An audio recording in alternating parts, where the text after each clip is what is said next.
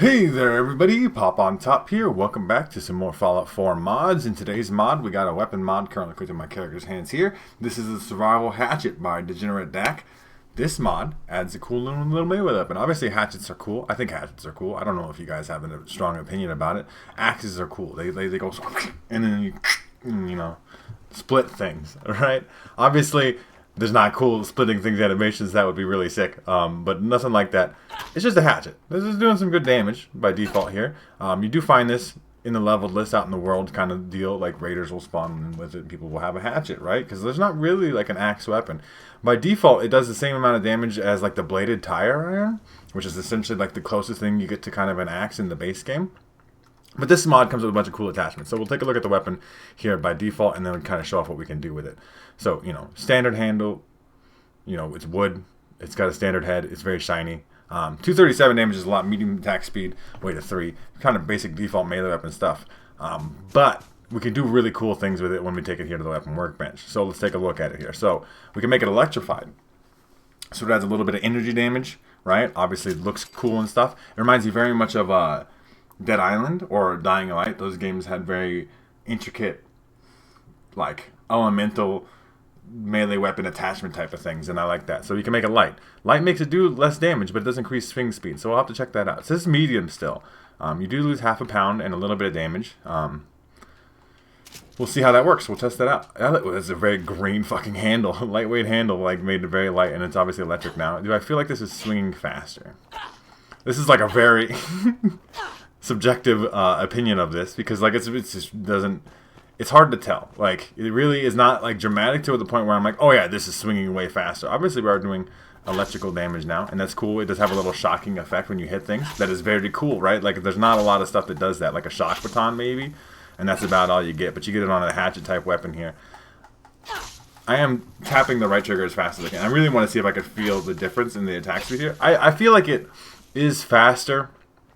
Like I can notice that it is faster, but not in a dramatic way where it's going to make a significant difference in your gameplay. But, you know, there's other handles to go through. We got a heavy handle. We can do even more damage. We're going to lose some of that attack speed. So we'll put that on there and we'll directly compare that. We'll show off some of the other heads here. We got a heating coil head, which says it adds energy damage. But heating coil implies to me, like the heating coil on the, what is it, the super sledge? Or like a sledgehammer. You do fire damage, right? Like you can light people on fire maybe. So like this is a nice yellow handle. I like the cosmetic differences of the handles. So I'm tapping the right trigger as fast as I can. It's not, like I said, it's not a dramatic difference in that attack speed. We're doing maximum damage here now though. Like we're heavy handle, we're bapping people with it. We're not lighting people on fire though. The damage measuring target decides it's not going to get lit on fire. It just does add significant amount of extra energy damage though. We're getting higher up on these, you know, blades that do all kinds of different things. We got puncturing here, so this is armor piercing, so it does do less damage technically than the heating coil head because you lose the energy damage, but you're doing more regular physical damage. It does only require blacksmith one, which is a lot cheaper than science one. I guess depends on how you want to do it, right? You may not have science if you're doing a melee build to do either of these things, so you might go puncturing head and then obviously the bearded head. The puncturing head does a lot of damage. Armor piercing is going to be a big deal. We'll take a look at that. And then obviously, we have one more handle here, the camo handle, which is obviously going to make the thing camouflage. I should have showed off here. The camo handle does have also decreased weight. Does it though? Now nothing is changing weight. Does that make sense? Like, so like, because we have the puncturing head on there, and it's 3.4 pounds with the puncturing head, none of these handles are changing the weight of the weapon anymore. That's an interesting side effect here. It says decreased weight, it says increased swing speed, it says decreased damage, which it does versus the wood handle. You're losing some, but heavy handle obviously does the most damage. But this just says bonus sneak attack damage, and you need sneak 1 to craft this, which makes sense. I think on a melee run, you're going to have sneak.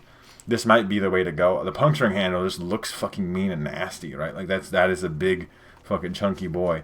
But we're not really getting a decreased weight benefit versus heavy, right?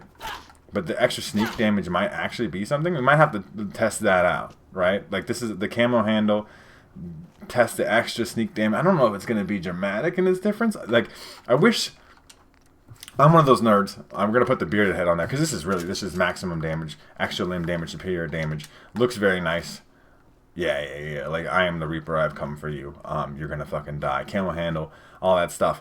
But I wish it was like, I'm the kind of nerd that's like, hey yo, tell me exactly the percentage. Like it's like does point, or I guess does like 20% extra sneak damage, not just does extra sneak damage, right? Reduces weight by such and such percent. I just want to know the numbers because then like I don't have to try to figure it out. Now, I did want to check, I guess, if this handle, like if it's the heads that, because the head obviously adds some weight, right? Different. This is going to be heavier than other things potentially. Because see, the difference between the camo and heavy handle is no longer, there's no difference, right? Heavy handle, we're doing 398 damage. Obviously, this is maximum melee perks too. So just to be fair, this is like your maximum damage you're ever gonna do with this weapon here. Does extra stealth damage compensate? Like if you were really sneaking around, does this make it worth it? Because the increase, like I said, the increased swing speed doesn't seem dramatic enough to matter. Maybe it's gonna matter in VATS. Maybe you get like way more attacks with AP rise or whatever. We could check that. We could check that out. This is how my brain works, you guys. Okay, so like I have to like theory craft in my head. How would this work? How does this make sense? So if I mean, we're getting a good amount of attacks, but like, does the heavy handle make a difference? Because usually, I don't think it's going to. I really, because of the head that we have on there, right? So if I make it heavy handle, which should do more damage, right? And it says it makes it heavier. It's not making it any heavier, but it says it does, right? If this makes this heavier, right? Does this feel slower when I swing it? And it just like maybe, and it's the same amount of attacks in that. So we get the same amount of attacks. I'm not sure. I mean, it's really whether you can count on yourself always going for sneak attacks or not, right? Because if you're not, like, you want to maximize that damage, right? It's not like you can be like, okay, to make up for the camo handle, we have to go all the way down to the heating coil head or the electrified head. So you want to probably go heating coil. Maybe you do the electrical damage because that's kind of unique and interesting. But you have to go down a heating coil head, so you lose a bunch of damage as it is. I mean, I guess you don't really lose damage. It technically says it's more, even, right? So that might actually be the way to go. Even though all these are cool, like armor piercing is probably really good, and you need obviously science for this stuff. But if we're trying to maximize damage, you could lose the weight again on this particular version.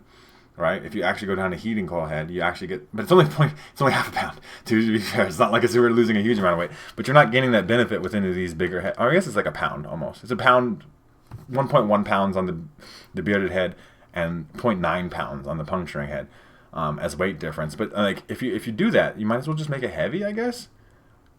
Like, because you are still gaining damage with heavy, right? Like a decent chunk, almost 100. Physical damage. Not quite. I mean, I'm not going to do the math. Like, I hate numbers. But I don't actually hate numbers. But I like, it says it increases weight, but even in this case, it doesn't increase the weight, right? So we put the heating coil head on there where it weighs 2.5 pounds. It doesn't increase the weight from camo handle to heavy handle.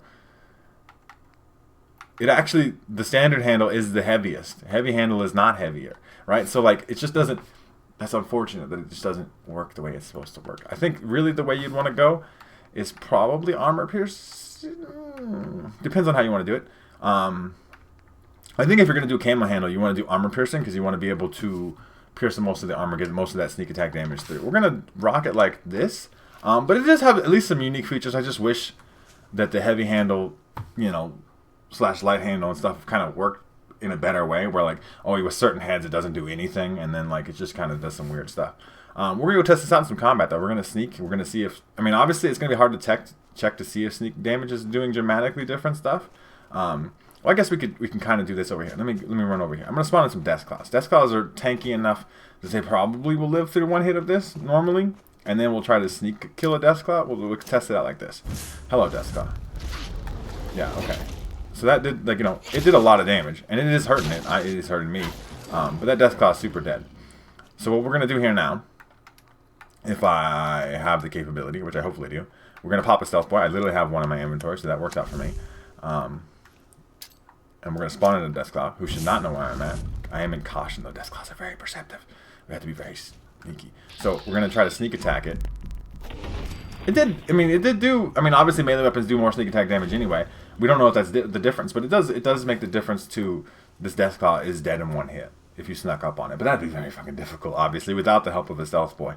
So, we're going to test it out some more in some combat, though, against like regular enemies. I am going to try to sneak around and use that camo handle to get that bonus sneak damage. But maybe you probably just want to go, like, as heavy as fucking possible. It's, your prerogative on that. That's the cool thing about it. I like melee weapons, because, like, a lot of the base game melee weapons only have, like, one or two attachments that make it slightly more damage. Like, I want melee weapons, like I said, almost in that Dying Light, Dead Island type of sense, where you just can like do all fucking different kinds of things with it. I want like 3 or 4 different melee weapon attachments, like on this axe, right? Like, so maybe you have like, you make a dual bladed, I don't know, fucking 500 million fucking things. But this is a cool axe already. I'm gonna test it out in some combat, and I will see you guys when I get there.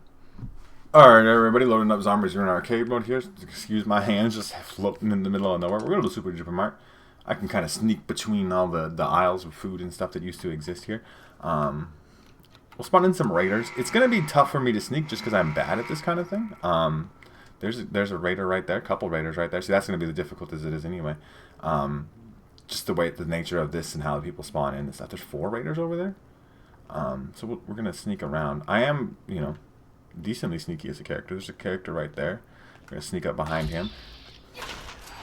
The sneak attack did do good shit. I mean, obviously that was a one-shot on a Raider veteran. That's pretty tough. Not like the most tough enemy we can run into here. Obviously, we're not spawning extremely tough stuff. We showed off the Death Claw, though. That extra sneak damage is going to do something. And I am playing in third person because that helps with sneaking. I love melee runs, too, though. I really do love melee weapons. I like this as a melee weapon. Why does it feel like I'm faster in first person? It's a weird, you know...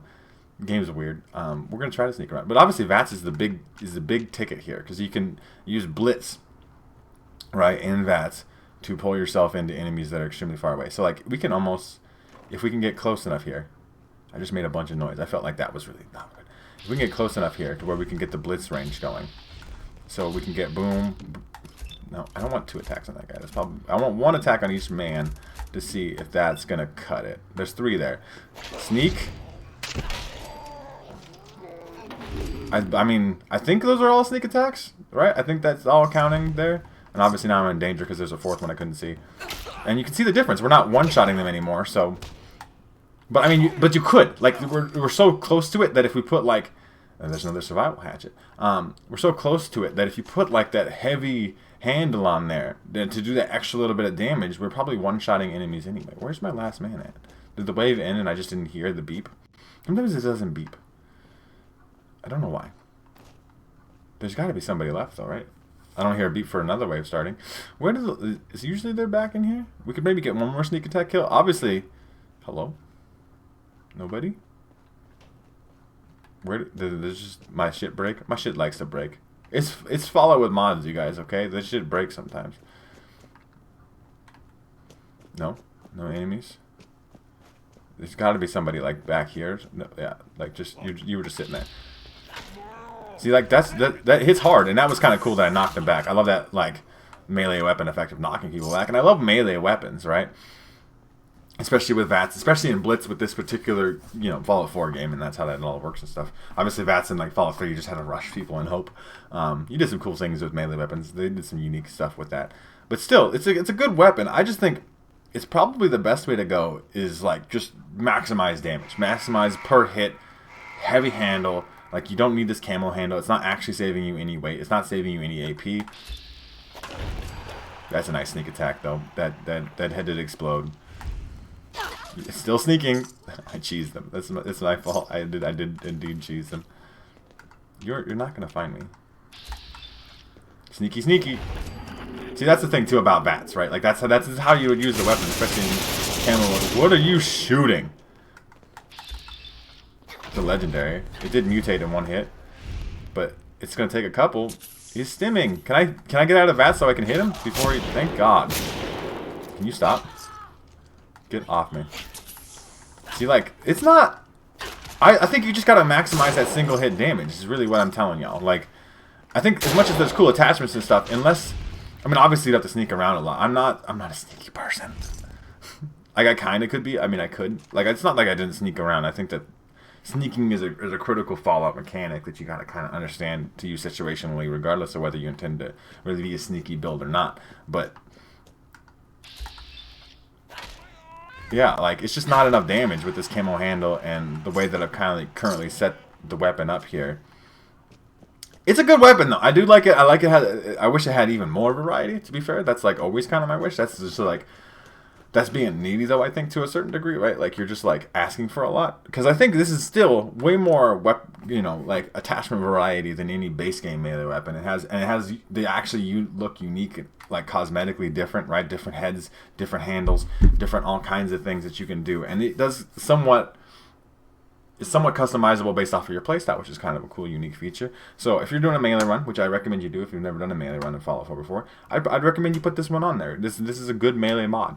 It does really cool things that I think are unique to this particular hatchet. And obviously hatchets are just kind of cool in terms of being a melee weapon, I think. Like I said, you just kind of and you just split someone's noggin, and it's a good time. You guys let me know what you think in the comment section down below of the Survival Hatchet by DegenerateDak. Leave a comment, let me know what you think. The turret always fucking going off in my outro and shit. God damn it. Anyway, if you guys want to check out the mod for yourselves, make sure to check out the top link in the description. There'll be a link there to the Bethesda.net page, the Nexus mod page. You can download this mod for yourselves there. If you guys have enjoyed the video, like the video. If you guys are new to my channel, make sure to subscribe. That way you can check out more videos from me. And pretty much other than that, you guys have a good rest of your day, whatever it may be, and I will see you in the next episode.